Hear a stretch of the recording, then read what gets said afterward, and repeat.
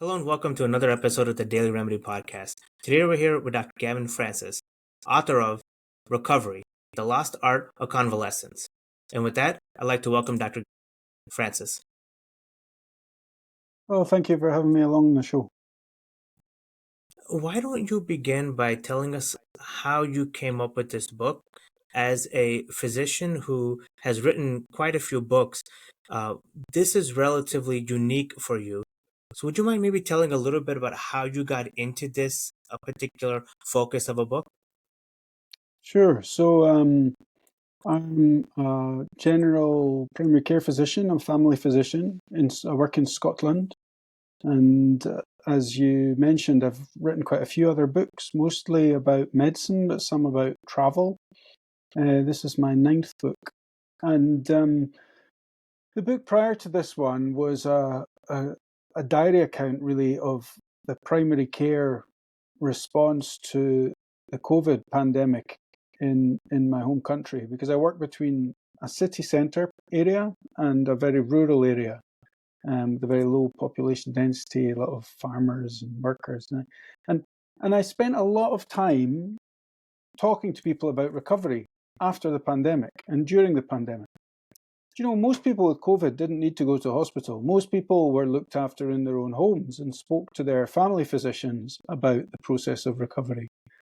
And so I found I was having again and again these conversations with people suffering both in their recovery from COVID, but also from the damaging mental health effects of the lockdowns, which had a huge effect on a lot of people in terms of their mental health, in terms of anxiety, in terms of their feelings of safety, in terms of their social connections. So I was having so many conversations about recovery that I decided it would be a good idea to put all these distilled wisdom of these conversations into one place, into one very short, accessible book. And so there's sort of 30 years of medical practice and thousands of conversations with patients all distilled into that book. And I really think that a lot of the wisdom that's in it has come from patients who've told me what has helped them. One of the things that struck me the most when I began reading this book was about how patient centric the recovery process would be for any clinical condition, therapeutic, and how independent it is of the actual patient physician relationship. You talk about recovery, you talk about then convalescence, show the similarities but the differences between those terms. Can you expand a little bit about those terms in the book, how they appear, and also what is so unique about this patient centric process of recovery? Hmm. Well, the word recovery comes from an old root meaning to regain consciousness or to gain a new consciousness. And I suppose it comes from the root of people who've been knocked out in a head injury or something like that. But I think it's very interesting to think of the root of the root of it in terms of consciousness as being that as we recover, as we heal from serious illness, actually we do gain a new consciousness about life, about our priorities, about what's most important to us. Um, and so when we recover from a very serious illness, we're not the same person afterwards. It has changed us in some way. And over the years, I've seen that again and again with my patients. The word convalescence, the root of it means to grow in strength. And the idea being that illness makes you feel very weak, very vulnerable, very frail, can make you quite frightened. And the process of convalescence is building your strength back from that. And I like to think of it in a sort of metaphorical way too, that it is possible actually to recover from illness and be stronger than you were before. Certainly in the sense of what you're aware of, your weaknesses and your vulnerabilities. You've certainly been through a difficult ordeal, and that itself can be something that some of my patients feel has strengthened them, strengthened their relationships, strengthened them, their own self, of their own sense of what's important. And with regard to the patient-centric aspect that you mentioned, yeah, it's true that medical textbooks don't tend to have the word recovery. in them. Hospital medicine too often assumes that once the patient is well enough to walk back and forth to the toilet, get themselves dressed, prepare a meal, they can be discharged. But when you work in the community like me, you see the opposite. You see that that's only the beginning of recovery. It can take months and months and months of very slow and difficult work after that, which the hospital physicians don't see. And so it's this view of recovery is very patient-centric to the point, from the point of view that it all comes from patients. The stories in this book all come from patients that have found ways through that process of recovery. And if you're not going to be patient-centric in your practice of medicine, I think you might as well hang up your stethoscope and go home, because all that really matters is whether the patient feels they're getting better.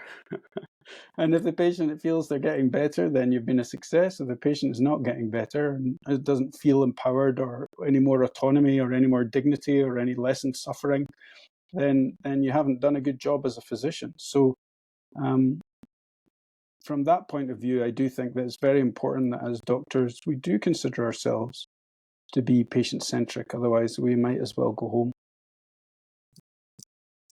For those interested in purchasing this book, which I highly recommend, as you go through the chapters, you'll see certain nuggets of knowledge filled in with anecdotes, and the chapters are structured to have a certain review component as well. As you're writing this book, can you talk a little bit about the structure of the writing and how it can help the reader process chapter after chapter? Yeah, sure. So it begins with an exploration of the times in my own life when I've been very ill and recovered, and what I learned about recovery from that, and then broadens out to an appraisal more of the fact that as a society, we used to be better at understanding the importance of convalescence. But Western society today is very, very impatient, and we have become so enamored of the idea of quick technical fixes and wonder drugs. Often people tend to believe that if only they can just get the right medication, everything will be fine. But those of us who practice medicine realize that's not the case. Actually, medicine is still relatively limited in its power. It's very good at softening and mitigating and palliating symptoms, but there's not that many conditions that we can actually cure outright. So it explores those kind of limitations. It looks at the kind of ups and downs of recovery, the boom bust of sometimes when people overstretch themselves. It looks at the importance of giving yourself permission to recover and self-compassion. Being kind to yourself and recognizing your own limits, learning a new language of your body. And then it looks at different kinds of perspectives on recovery. The importance of travel, and in the old days, the medieval days, even of pilgrimage, about resting, about the importance of nature. It looks at aspects of medical practitioners that can be helpful or non-helpful, because it's my own conviction that not everybody needs the same kind of doctor. Some people respond really well to a very didactic, kind of paternalistic professor in a white coat, and some people need a much more collaborative, friendly approach. And so I explore that, what the best kind of healers are for different caregivers as well, and the importance of supporting caregivers. And then finally, it explores the last parts of the book, just talk about, we need to expand our mind beyond just drugs. We need to think about other things that can be treatments. If you have a chronic lung disease, sometimes a choir might be your best treatment. Or if you have Parkinson's disease, in addition to your drugs, you might want to think about joining a dance class. We can think about treatments as being more than just things that come from a prescription pad. So those are the main themes. I'm glad you mentioned that, because for a physician to write a book about recovery, most would expect things to be focused around guidelines, around outcomes, and this is very much not that. There's a certain humanistic element to a lot of what you write, which I found very fascinating. And in many ways, it's collections of insights from patients for patients. Take the fundamentals of medical knowledge as you learned and are trained to implement in daily practice, and almost put that into not so much the periphery, but contextualize that with other aspects of gleaning medical knowledge, as you mentioned, Mm, dancing for Parkinsonism, looking at other non mm, traditional forms of treatment that may be more effective. mm. Yeah, I think that comes from my practice, because I decided quite early on after qualifying as a doctor to move. I initially trained in emergency medicine, and then I became frustrated in emergency medicine that I never found out what happened to any of my patients. I would process them, I would patch them up, stitch them up, and put them through the scanner, and then refer them off to other specialties. And then I realized that as a family doctor, as a primary care physician, I would have this kind of wonderful opportunity really to see people over the much longer term and get to know them over the longer term, which I enjoy. And I realized that I was much more interested in talking to different kinds of people than I was in different kinds of diseases. So um, that kind of common humanity is what appeals to me about the job rather than the learning the obscure details of rare diseases. So the style of the book, I think, is written in a way that I would speak to a patient in the clinic, Yeah. that I was trying to explain scientific concepts to them there in the clinic. And so I do that all day, every day anyway, in my medical practice. And so it's natural for me to write in that way too, to try to help my patient towards a better understanding of the principles here rather than try to kind of blind them with science and all the latest research papers on the subject, and to talk in a much more humanistic way, as you say. You started the conversation off by talking a little bit about COVID-19 and some of the clinical decisions that were made that might or might not have been in the patient's best interest. Since COVID-19, distrust in the healthcare system is at an all time high, at least in recent years. And patient unwillingness to, as you had mentioned, adhere blindly to a paternalistic style of medicine is also now growing in popularity. Mm-hmm. Does this make for better care in your perspective, or does this present now new challenges for physicians to grow and adapt to? Hmm. I think I think giving good medical care is always going to be challenging. It should be challenging. I mean, it's a difficult enterprise, a difficult endeavor, part of our humanity. But I hope that what you're suggesting, that doctors now are obliged to explore more of their patients' belief systems, I think that can only be a good thing. Um, if we're moving away from a sort of doctor always knows best model to what do you believe in and what can I help you, then I think that that is a good thing. That doesn't mean that I would lessen my beliefs in terms of scientific medicine. If people ask me, for example, about vaccination, I tell them I'm vaccinated. My kids are vaccinated. I believe in vaccination. It works. This is why I believe in it. But if a patient tells me, well, I'm not going to get vaccinated against COVID, I don't believe in that, then I shrug and I say, okay, we'll have to agree to disagree. Um, I'm not going to fall out with you over that.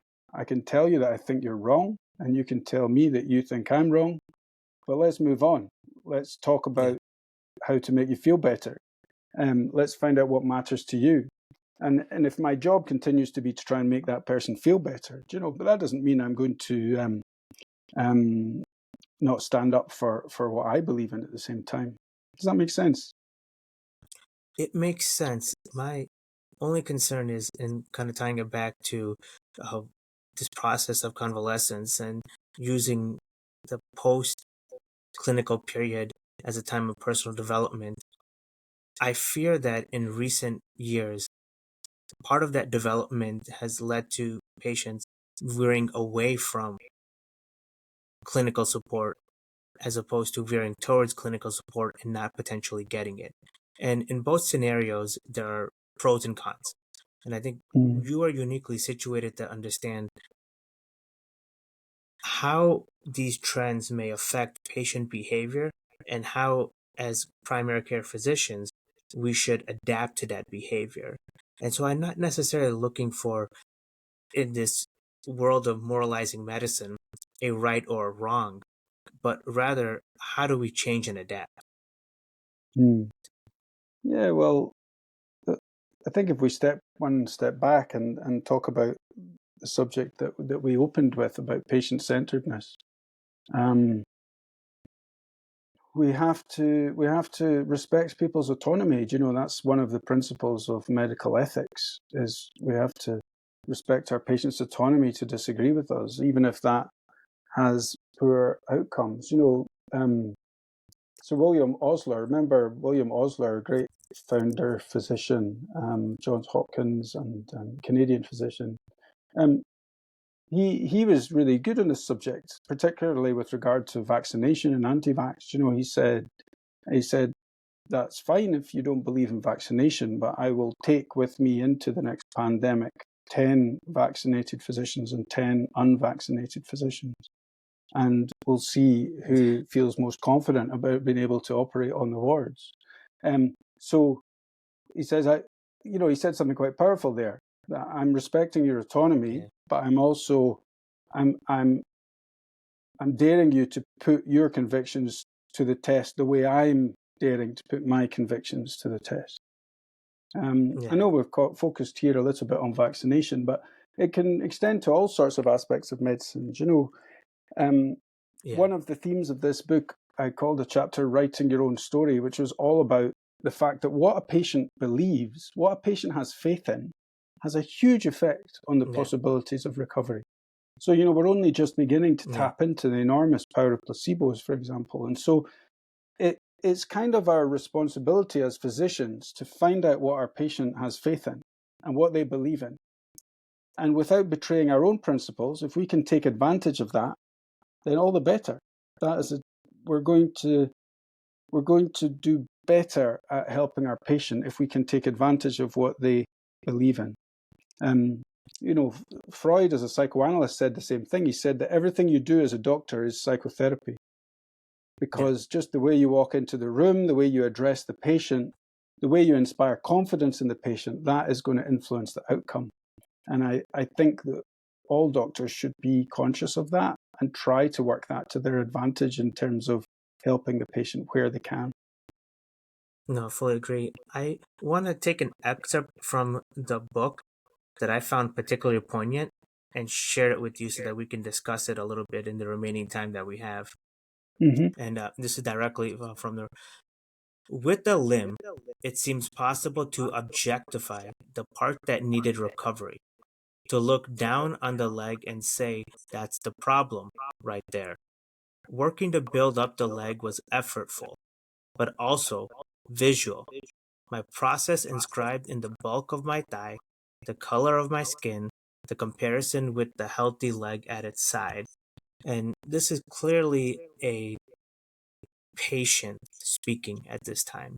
And what's very fascinating about this is how you balance, as you had mentioned, the subjectivity with the objectivity and looked at recovery within a belief and finding specific aspects to believe in to then determine that is your own success or recovery. Mm. And I'm just very fascinated with your belief in objectifying recovery and then Mm. recognizing that's only part of the picture. So, talk a Mm. little bit about that specific example and analyzing the tendency to objectify something that's much more broad than that. Mm. So that's a passage of the book that describes my own recovery from a broken leg when I was quite young. I was only 12, Yeah, and what that taught me, that experience, was, of course, I had my leg immobilized in plaster of Paris for 8 weeks. Then that plaster of Paris was taken off, and my leg, the orthopedic surgeons were happy because the bone was healed. But I had this little withered leg that was, all the muscles were wasted away, and it couldn't really support me properly, and my knee was wobbling and shaking. And I realized then that my recovery was only just beginning, actually. The bone was healed, but I was going to be weeks of building up the strength in that leg.